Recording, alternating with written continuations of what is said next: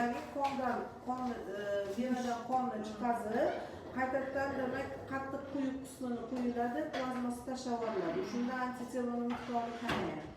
Keyin endi mana bu homilani masalan kuzatamiz, homilador bo'ldi. Agarda qaysi qismi quturib holatlari bo'lib qolsa, demak abortdan keyin 3 sutkan ichida antitelo otritsательный chiqsa, o'shanda qilinadi. Endi hozirgi holatingizda biz antitelo tekshirganimizdan to'q yo'q.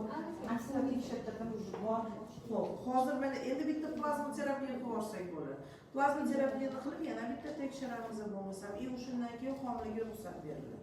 Antiteloni to'g'irlab qilish kerak deb bu narsa. Antitelo bo'yicha Ozoda Umarovna lecheniya qildilar.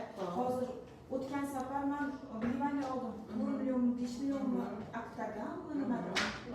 Pasayadi bir oydan keyin keling, analiz topshirdik. Bir oydan keyin keldim, topshirsam nabarot ko'tarildi.